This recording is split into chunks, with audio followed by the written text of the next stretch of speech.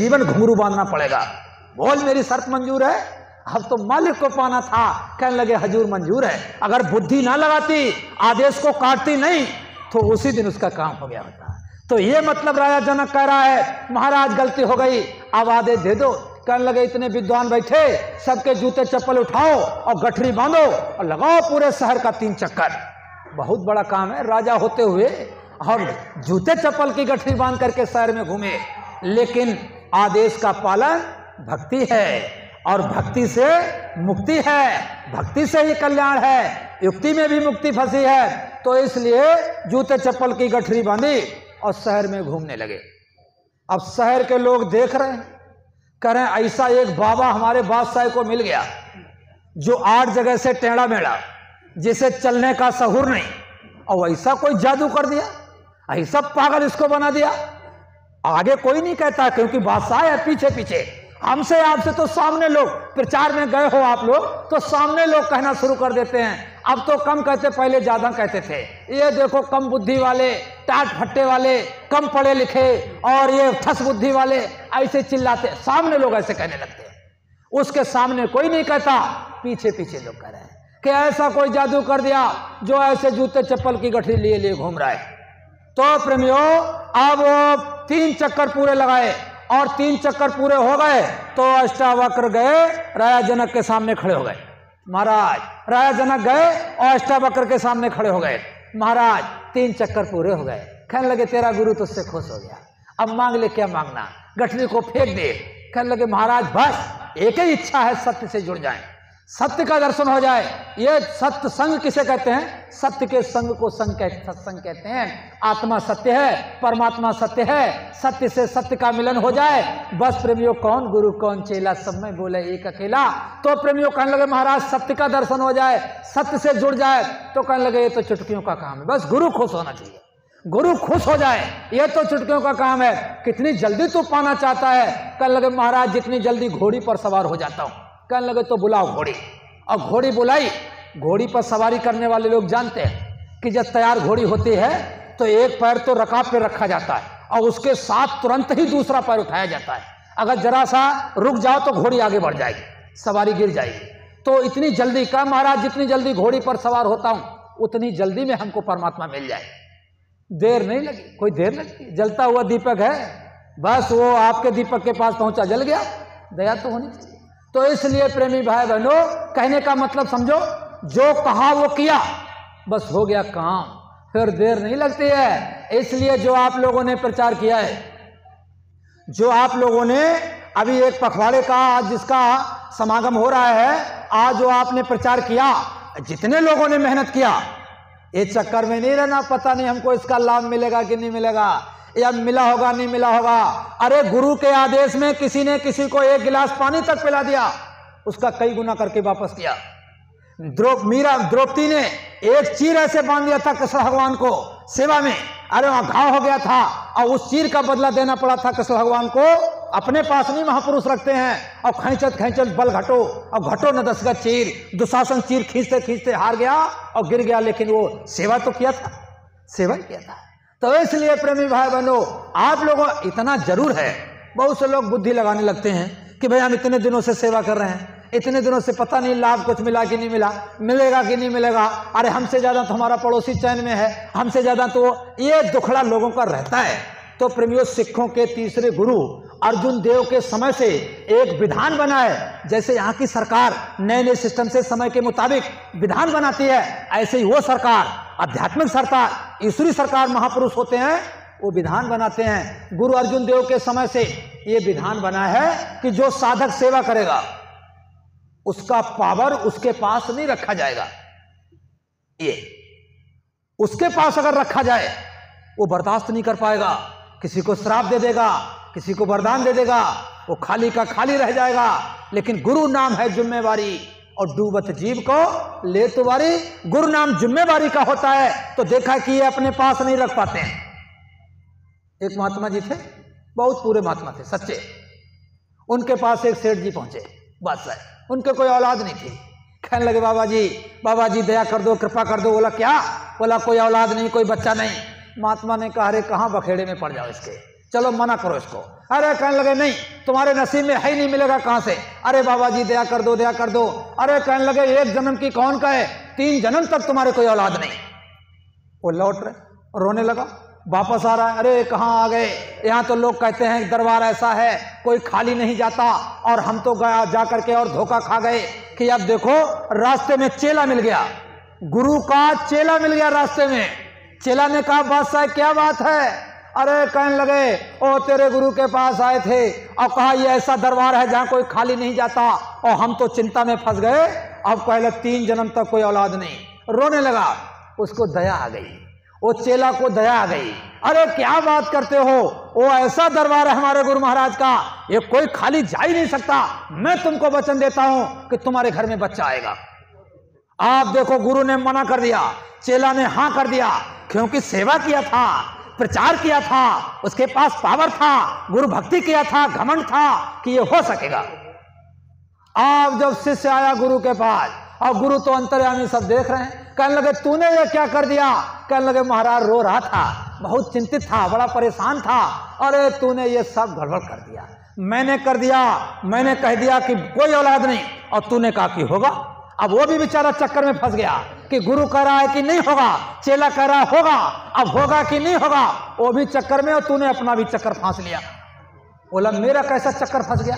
महाराज बड़ा दिल दुखी लग रहा था। कहने लगे महात्मा की बात कटेगी नहीं, तुझमें तूने गुरु के आदेश में भक्ति किया, तूने भी, तेरे अंदर पावर है, तेरे भी बात नहीं कर सकती है, उधर दरबार में तेरी भी बात कोई नहीं काट सकता है।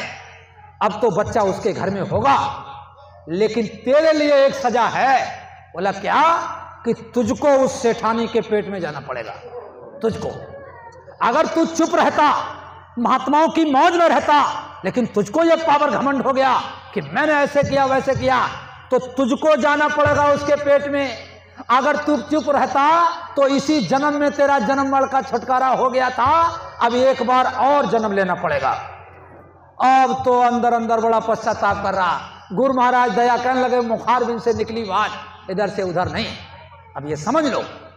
अब तो चिंता में कि अगर हम बोलते नहीं तो मरते नहीं, हम बोल गए वो उधर से निकल गया, हम चुपचाप रहते तो मरते। अब जन्म लेना पड़ेगा, हमको मरना पड़ेगा, इसके बाद उसकी पेट में जाना पड़ेगा सेठानी के, उल्टा लटकना पड़ेगा, 9 महीना नरक में रहना पड़ेगा, कितनी पीड़ा उठाने पड़ेगी, बाहर जब निकलेंगे तो मौत से खेलेंगे, और फिर कितनी सर्दी गर्मी बरसात क्या क्या झेलना पड़ेगा। ये तो बहुत गलती हो गई कि गुरु ने जब मौज किया था कि नहीं होगा, तो हमको भी उनकी मौज में रजा रहना चाहिए था। अब क्या किया जाए। तो धीरे धीरे प्रेमियों वो सेठानी के घर में पेट में, और जब 5 महीने का पिंड तैयार हुआ तो 5 महीने के बाद जीवात्मा डाली जाती है। तो उसी प्रेमियों शिष्य की, उसी चेला की जिसको घमंड था कि मैंने भक्ति किया, सेवा किया, और उसी को मौत हुई, और उसकी जीवात्मा उस सेठानी के पेट में पहुंचाई गई। अब लेकिन वो साधक था, भगत था, वो देखता था कि इतना गलती किया, गुरु के आदेश को काट दिया, बात को नहीं माना। अब देखो उल्टे लटके हुए मलमूत्र बह रहा है, बड़ी पीड़ा कष्ट उठा रहे हैं।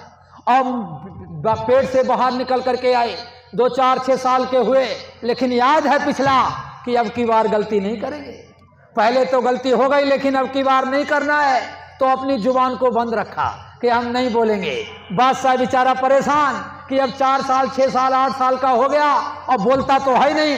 तमाम वैद्य हकीम डॉक्टर और तमाम सब ये करने वाले टंट घंट वो बुलाया, लेकिन कोई कमी नहीं, बोलता नहीं है। कहने लगे बोलता क्यों नहीं।